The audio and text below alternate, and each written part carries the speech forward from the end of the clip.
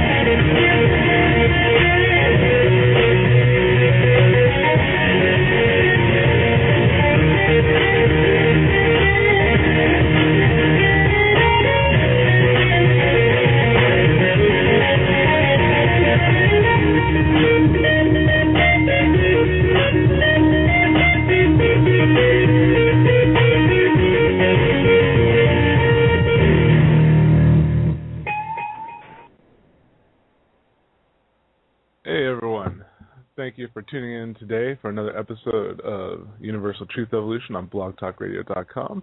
I'm your host, Jerry Avalos, with our co-host here, The Lad, hanging out, bringing you all of the information major media tends to shy away from. And we're excited today because we have a guest back here that I know many are familiar with, is Stewart Swerdlow, and we're going to be getting his input on a bunch of different things and in relation to hyperspace and what's going on in the world right now. But right now I just want to check and make sure I got the Lad with me right now. You there, Lad? Yeah, I'm here. Awesome. If you would, just talk a little bit here for a second while I go ahead and connect with Stewart here so I can get involved in the show. Give everyone a little hi, how do you do, and whatever you feel like talking about here for a second. Give everyone a big welcome and hello, good morning, good afternoon, good evening, and wherever you're from. I'm actually honored to be here once again. The first time a couple days ago, had some technical issues. Today, hopefully not so much, but it's going to be an amazing show, and I hope all of you stick around to listen to what Stewart has to say. You're going to go on a pretty interesting journey when you listen to any information about hyperspace.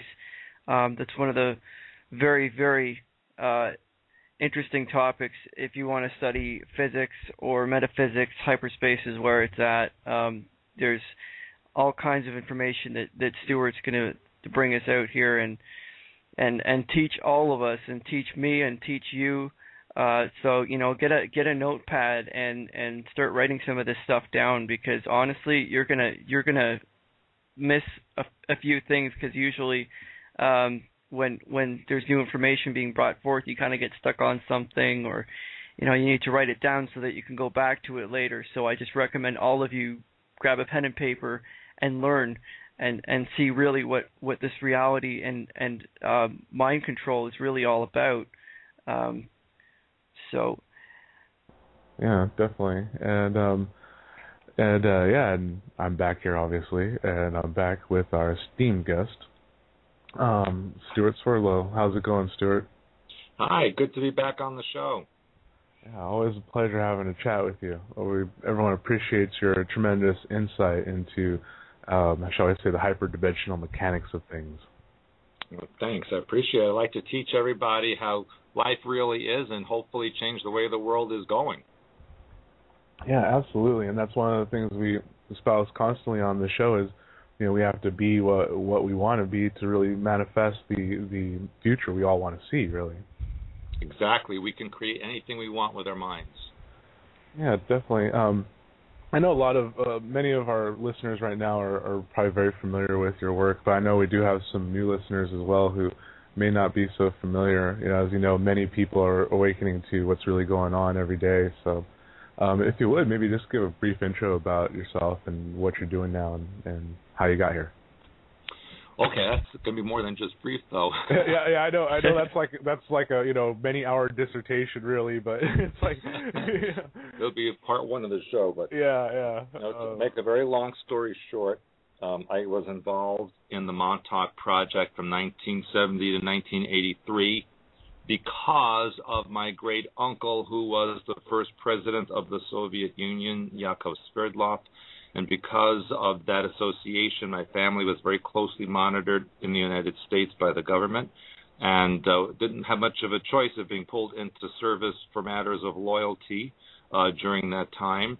And so I was used there at Montauk, and the project was about mind control, programming, genetic manipulation, going and learning into hyperspace levels, also about alternative healing techniques, true history of the world and of the galaxy and the universe, and really the connections between humanity and the God mind. Of course, on the surface, that might sound a little bit almost benevolent in some ways, but they used that information to control the millions and billions of people on the planet, because they felt that those who were in control were too small in comparison to the population of this world. And since weapons and armies were not enough to control people, the most logical thing that they can think of to do was to mind control and program them so that people think that they're free when in fact they're under very strict control. Definitely. And I think that's a brilliant synopsis there, given the extensive background you have. Thanks. But that's true. I like the way you bluntly state that, because this is one thing that I know at least the UTE team, we have our own conversations as everyone does, try to get a census of what's going on. The mind control aspect is something that it comes up every single time in terms of manifestation and almost perceived resistance to it. And that's one of the things that one of the reasons why many reasons I like talking to you about this subject, because of your firsthand knowledge there. And so one of the questions I have is the research that went into the mind control specifically at Montauk. Was that specifically with the intention of broadcasting it to many different ways to the masses? Well, the intention originally was to alter the way the future is going to go, because they had devices through the Montauk Project that enabled them to see many alternative futures. And of course, the futures, there are many of them, depending on a single thought can change everything. And so what they tried to do, and what they're doing now, is to create a society kind of like the Borg that you would see in Star Trek shows, where everybody has a program function connected to a specific group, obeys the instructions that are given, do not ask questions, do not deviate from the parameters given. and accept whatever rules and regulations are imposed on you and on the public. And so basically, they're trying to create a robot society, which they've done a pretty good job, I think, so far. And they're going to create many situations where they create the problem, so the solution they wish to impose is automatically accepted by the population because they feel that's their only way out, their only solution. That's very good to know, because that would make the whole, assimilation theme, shall we say, of, the public ridicule, shall I say, even just in social programming, to, denigrate anything that doesn't go with what the perceived authorities say. And so what you're saying is that, if I get this right, is that because of what they saw in the perceived future, that guided their research towards this sort of mind manipulation? Yes, because they saw that there were many possibilities in the future where humanity could possibly override the programming, where there could be, let's say, uninvited guests from elsewhere that could help the population eliminate the Illuminati, for example. Mm-hmm. And so what they have done to counteract that as well is they've created these underground super colliders, or these particle beam accelerators, the ones in CERN, the ones at Fermi Labs in Aurora, Illinois, etc. And there's various locations around the world. But what they're doing, and especially the one in CERN near Geneva, is trying to tap in to alternate realities or parallel universes where the Illuminati have been very successful in their goals, and trying then to collapse that alternate reality onto this one. And that is why many people are reporting in that they have very strange dreams, that things are changing. They leave something one place and it turns up somewhere else. Many different bleed-throughs are occurring from alternate realities into this one, and it's creating sometimes unsettling situations.